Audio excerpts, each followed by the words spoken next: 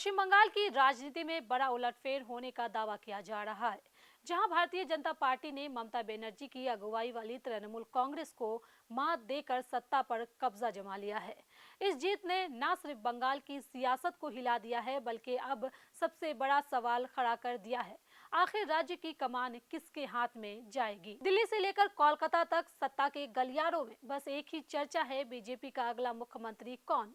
Party ने चुनाव बिना किसी घोषणा चेहरे के लड़ा, इसलिए अब तस्वीर और ज्यादा दिलचस्प हो गई है।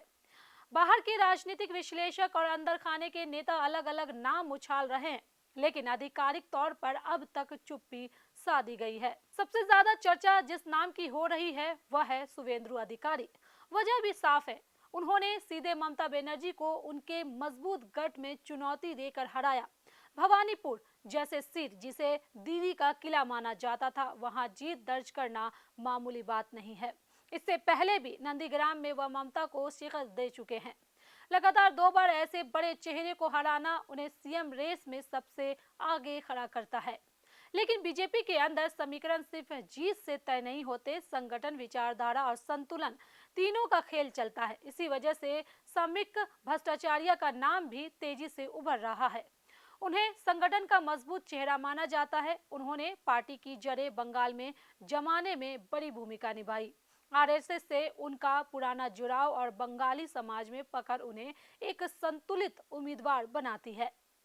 तीसरा नाम थोड़ा अलग है लेकिन चर्चा में है, उत्पल ब्रह्मचारो, जिन्हें लोग उत्पल महाराज के नाम से जानते हैं। धार्मिक छवि, आक्रामक शैली और बड़ी जीत का अंतर, ये सब उन्हें खास बनाता है। उत्तर प्रदेश में योगी आदित्यनाथ के मॉडल की चर्चा अक्सर होती है और कुछ लोग मान रहे हैं कि बंगाल में भी उसी तरह का चेहरा लाया जा सकता है। वहीं चौथा नाम है स्वपन दासगुप्ता, पढ़े लिखे, बौद्धिक और शहरी वर्ग में प्रभाव रखने वाले नेता। पत्रकारिता और लेखन की पृष्ठभूमि उन्हें बाकी दावेदारों से अलग बनाती है।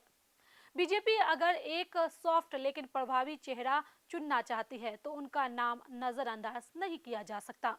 इन सब के बीच अमित शाह का पुराना बयान भी चर्चा में है, जिसमें उन्होंने साफ कहा था कि बंगाल का मुख्यमंत्री बंगाल का बेटा ही होगा, यानी स्थानीय जमीन से जुड़ा और बंगाली पहचान वाला नेता।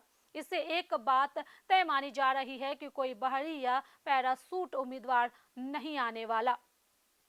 अब निगाहें पार्टी की अंदरूनी बैठकों पर टिकी है। राजनाथ सिंह के कोलकाता दौरे की चर्चा है, जहां विधायक दल की बैठक में नाम पर मोहर लग सकती है। इसके अलावा राष्ट्रीय स्वयंसेवक संघ की भूमिका को भी नजरअंदाज नहीं किया जा सकता, जिसने पिछले कई सालों से बंगाल में जमीन तैयार की है।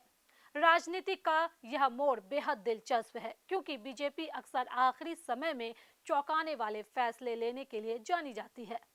ऐसे में जो नाम अभी चर्चा में है, जरूरी नहीं कि अंतिम फैसला उन्हीं में से हो, लेकिन इतना तय है कि बंगाल की सत्ता अब नए चेहरे के हाथ में जाने वाली है और वह चेहरा राज्य की राजनीति की दिशा तय करेगा।